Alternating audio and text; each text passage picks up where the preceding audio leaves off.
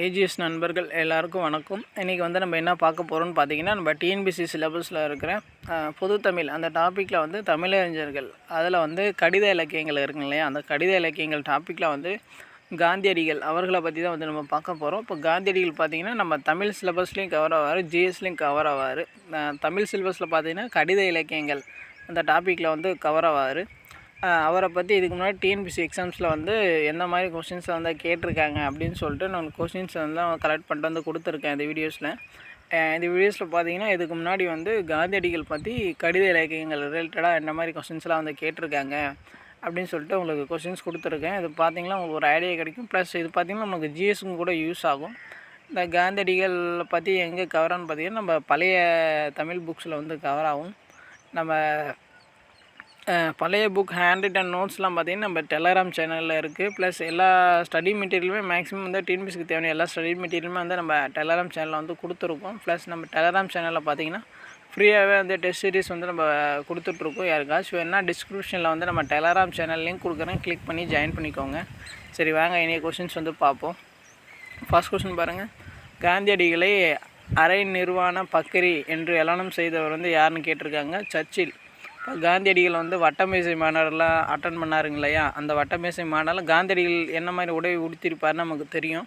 அந்த உடையை பார்த்துட்டு காந்தியடிகளை வந்து அரை நிர்வாண பக்கிரி என்று ஏளனம் செய்தவர் வந்து யாருன்னு கேட்டிருக்காங்க. சர்ச்சில். அவர் தான் வந்து பண்ணியிருப்பார். அடுத்தது பாருங்கள். காந்தியடிகள் எந்த நாடக நூலை படித்தது தன் பெற்றோரிடம் அன்பு செலுத்தினார் அப்படின்னு கேட்டிருக்காங்க. சிரவண பிதுர்பத்தி. கரெக்டாக பார்த்துவாங்க. காந்தியடிகள் எந்த நாடக நூலை படித்தது முதல் தன் பெற்றோரிடம் அன்பு செலுத்தினார் அப்படின்னு மாதிரி கேட்டிருக்காங்க. சிரவண பிதுர்பத்தி. அடுத்தது பாருங்கள். வட்டமேசை மாநாடு நடந்த ஆண்டு அப்படின்னு சொல்லிட்டு கேட்டிருக்காங்க. 1930.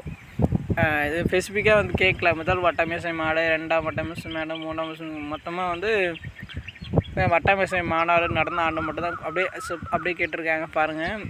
வட்டமேசை மாநாடு பார்த்திங்கன்னா முதல் வட்டமேசை மாநாடு வந்து 1930, ரெண்டாவது வந்து 1931, மூணாவது வந்து 1932. அதனால் வட்டமேசை மாநாடு இதுக்கான ஆன்சர் பார்த்திங்கன்னா ஃபஸ்ட்டு தான் வந்து நமக்கு கரெக்டான ஆன்சரு. கரெக்டாக சூஸ் பண்ணிக்கோங்க.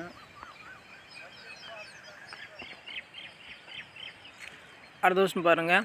காந்தியடிகளால் தத்தெடுக்கப்பட்ட மகள் என்று செல்லமாக அழைக்கப்பட்டவர் யாருன்னு கேட்டிருக்காங்க. அம்புஜதம்மல்.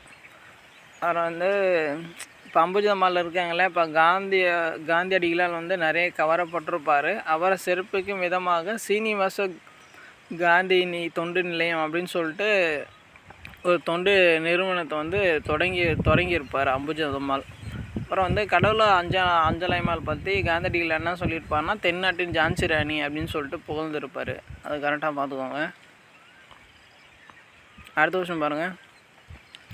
சேவியத்து அறிஞர் தால்சுதாய் வழிகாட்டுதலால் திருக்குறள் மூலத்தை நேரடியாக படிக்க விரும்பிய தமிழ் பயில தொடங்கினேன் என கூறியவர் வந்து யாருன்னு கேட்டாங்கன்னா காந்தியடிகள். இது மாதிரி கொஷின்ஸ்லாம் பார்த்துக்கோங்க. அடிக்கடி நிறைய டைம் கேட்பாங்க. நம்ம வீடியோஸ்லாம் பார்க்குறீங்கன்னா செப்பரேட்டாக நோட் போட்டு எழுதி வச்சுக்கோங்க. அப்போ தான் வந்து உங்களுக்கு லாஸ்ட் டைமில் ரிவிஷன் பண்ணுறதுக்கு யூஸ்ஃபுல்லாக இருக்கும். அடுத்த கொஸ்டின் பாருங்கள். ஈகை சிகரத்தின் உச்சியில் நின்றவர் வந்து யாருன்னு கேட்டிருக்காங்க. காந்தியடிகள். கரெக்டாக பார்த்துக்கோங்க. ஈகை சிகரத்தின் உச்சியில் நின்றவர் வந்து காந்தியடிகள். அடுத்தது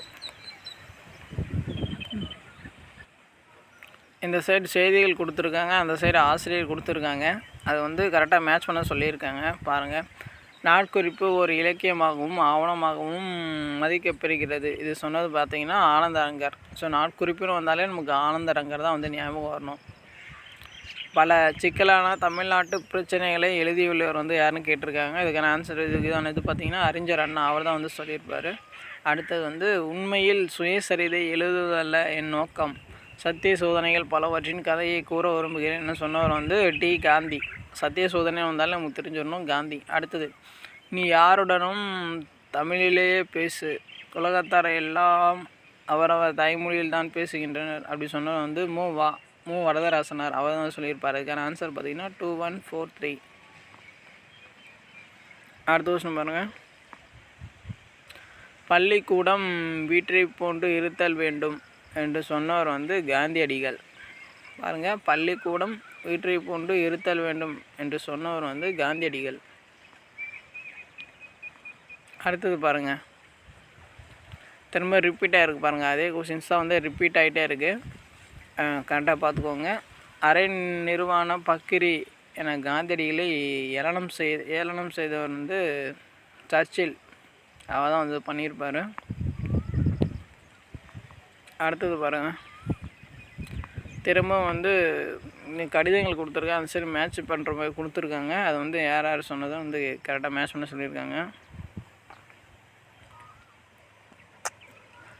பாருங்க, இந்த நாட்டில் சொன்னபடி செய்ய ஆள் இல்லை, ஆனால் கண்டபடி சொல்ல ஆள் ஏராளம் சொன்னவர் வந்து மூவா தம்பிக்கு எழுதிய கடிதத்தில் வந்து சொல்லியிருப்பார். அடுத்தது, துறைமுக நகரங்களில் வாழும் மக்களின் வருவாய்க்கு அடிப்படையாய் அமைவது அங்கு வரும் கப்பல்களின் போக்குவரத்து. இது சொன்னது பார்த்திங்கன்னா ஆனந்தரங்க நாட்குறிப்பு, அதில் தான் வந்து சொல்லியிருப்பார். அடுத்தது, அகிம்சா தர்மத்தை அதன் எல்லா அம்சங்களிலும் நான் உணர்ந்த பின்னரே சந்தேகத்தின் புரை என்னை விட்டு ஒளிந்தது என சொன்னவர் வந்து காந்தியடிகள். அடுத்து வந்து, போர் என்றால் கடமை, கண்ணியம், கட்டுப்பாடு கெடாத அறப்போர் என்றவர் வந்து அண்ணா. இதுக்கான ஆன்சர் வந்து 2143. அடுத்தது பாருங்கள், திரும்ப பாருங்கள், அதே கொஸ்டின் 3rd டைம் ரிப்பீட் ஆகிருக்கு. காந்தியடிகளை அரை நிர்வாண பக்கிரி என ஏளனம் செய்தவர் எதான்னு கேட்டாங்கன்னா சர்ச்சில். அடுத்தது, தென்னாப்பிரிக்க வரலாற்றில் யாருடைய பெயர் நிலைத்து நிற்கும் என்று காந்தியடிகள் வந்து குறிப்பிட்டுள்ளார்னா தில்லையாடி வள்ளியம்மை. கரெக்டாக பார்த்துக்கோங்க, தென்னாப்பிரிக்க வரலாற்றில் யாருடைய பெயர் நிலைத்து நிற்கும் என்று காந்தியடிகள் குறிப்பிட்டுள்ளார்னா தில்லையாடி வள்ளியம்மை. அவ்வளோதான் வந்து காந்தியை பற்றி இதுக்கு முன்னாடி கேட்ட டிஎன்பிஎஸ்சி எக்ஸாம்ஸில் கேட்ட கொஷின்ஸ்லாம் வந்து உங்களுக்கு கொடுத்துட்டேன். ப்ளஸ் அது மட்டும் இல்லாமல் நம்ம கடலூர் அஞ்சலை அம்மாவில் வந்து தென்னாட்டின் ஜான்சி ராணி அப்படின்னு சொல்லிட்டு சொல்லியிருப்பார். அதை வந்து நோட் பண்ணி வச்சுக்கோங்க. அப்புறம் பார்த்திங்கன்னா நம்ம டெலாரம் சேனலில் வந்து ஃப்ரீயாக வந்து டிஎன்பிஎஸ்சி குரூப் 2 and 2A வந்து ஃப்ரீயாக டெஸ்ட் சீரிஸ் கொடுத்துட்ருக்கோம். யாருக்காச்சும் வேணுன்னா நீங்கள் கிளிக் பண்ணி ஜாயின் பண்ணிக்கலாம். அந்த வீடியோ பார்த்திங்கன்னா நம்ம டெலாம் குரூப்பில் வந்து அப்டேட் பண்ணிடுவேன். வேறு ஏதாச்சும் டவுட்ஸ் ஃபீட்பேக் இருந்தால் நீங்கள் கமெண்ட் பண்ணலாம், நான் வந்து உங்களுக்கு வந்து ரெஸ்பான்ஸ் பண்ணுறேன். இப்போ தான் நம்ம சேனல் பார்க்குறீங்கன்னா கொஞ்சம் சப்ஸ்கிரைப் பண்ணுங்கள், சப்போர்ட் பண்ணுங்கள், ஃப்ரெண்ட்ஸ்க்கும் வந்து ஷேர் பண்ணுங்கள். ஃப்ரீயஸ் வீடியோஸ்லாம் பார்க்கலன்னா நம்ம டெலகிராம் நம்ம சேனல்லே பார்த்தீங்கன்னா ப்ளேலிஸ்ட் க்ரியேட் பண்ணி கொடுத்துருக்கேன், அதில் போய்ட்டு நீங்கள் வேணால் பார்த்துக்கலாம். ஓகேங்களா? தேங்க்யூ.